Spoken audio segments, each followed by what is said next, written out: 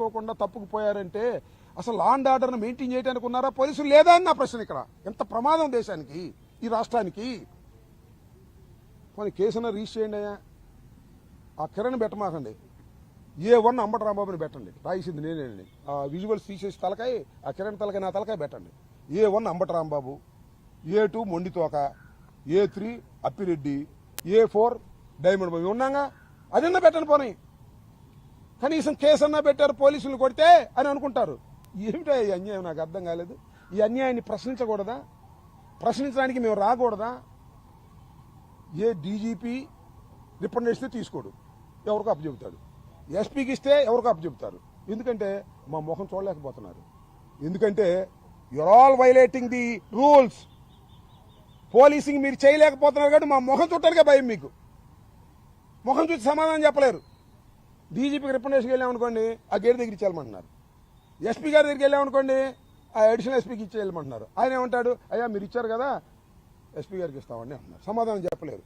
అంటే సమాధానం చెప్పలేని దీన స్థితిలో పోలీస్ అధికారులు ఉన్నారు ఈ రాష్ట్రంలో.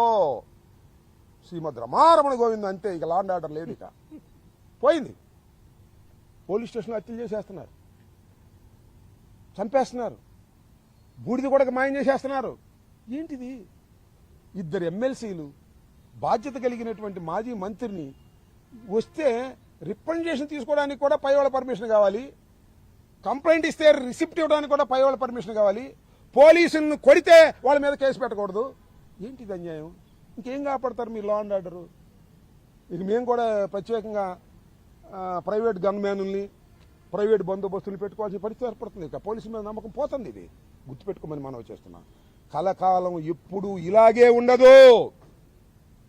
5 సంవత్సరాలు పరిపాలన చేశాం, ఇంత దారుణంగా మేము ఎప్పుడు పరిపాలన చేయాల. ఇవాళ వాళ్ళు 5 సంవత్సరాలు పరిపాలన చేస్తున్నారు. పోలీసులు ఐపీఎస్ ఆఫీసర్లు అండి, ఇండియన్ పోలీస్ సర్వీస్. కొద్దిగా న్యాయంగా ఉండాలి కదా. కేసు అన్నా రిజిస్టర్ చేయాలి కదా. నా మీద కేసు రిజిస్టర్ చేశారు. ఎస్ఐ నెట్టానంట, కేసు రిజిస్టర్ చేశారు. మరి మొన్న ఆ రావడ ఎవరిన పట్టుకెళ్ళారుగా, పోలీస్ స్టేషన్ మీద దాడి చేశారయ్యా జనసేన వాళ్ళు. దాడి చేశారు, గోడలు దూకారు, పోలీసులు పడగొట్టారు. వాళ్ళ మీద కేసు కట్టలా.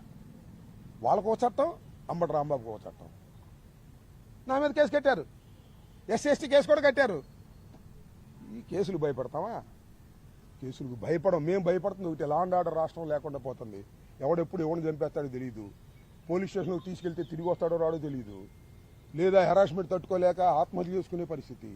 ఇంత దారుణంగా పోలీస్ వ్యవస్థ ఈ ప్రజాస్వామ్య దేశంలో ప్రవర్తిస్తూ ఉంటే ఇంకా ఏమైపోతారు సామాన్యులు? మాకే దిక్కు లేనప్పుడు సామాన్యులు ఏమైపోతారు? పంచాయతీలు చేసే పోలీస్ ఆఫీసర్లు బయలుదేరారు, రిప్రజెంటేషన్ తీసుకొని పోలీస్ ఆఫీసర్లు బయలుదేరారు. చాలా దుర్మార్గం. ఇప్పటికైనా నేను చెప్తున్నాను, నా మీద నిజంగా కేసు కట్టకూడదు అనుకున్నారంట. ఇక్కడ ఎవరున్నాం, పైనుంచి ఆదేశం వచ్చిందంట, రాంబాబు మీద కేసు పట్టకపోతే ఎట్టాగు, పోలీసులు నెట్టాడుగా కట్టండి అన్నారు. పోలీసులు కొడితే కేసు లేదు, పోలీసులు నెడితే కేసు, పోలీస్ స్టేషన్ గోళ్ళ దూకితే లేదు కేసు. అంబటి రాంబాబు లోకువా కేసులు పెడతారు. ఎవరు జడుతాడే మీ కేసులకి? ఎవరు జడవడు, లోపల పెట్టుకున్నా జడవ. గుర్తుపెట్టుకోండి. ఇలాంటి దుర్మార్గమైనటువంటి కార్యక్రమాలు ఇవాళ మీరు చేస్తున్నారు. ఇది సమంజసం కాదు. అంత మేరకు ఆలోచించండి. నేనేమి గవర్నమెంట్ కన్నా కూడా పోలీస్ ఆఫీసర్ని అడుగుతా ఉన్నా, ఐపీఎస్ ఇండియన్ పోలీస్ సర్వీస్ వాళ్ళు ఆలోచించండి. ఇది దుర్మార్గం. మీరు కనీసమైనటువంటి బాధ్యతలను కూడా చేయకపోతే సమాజంలో అరాచకం ఏర్పడుతుందనే విషయాన్ని దయచేసి గుర్తుపెట్టుకోమని ఈ సందర్భంగా చెప్పవచ్చు. Thank you.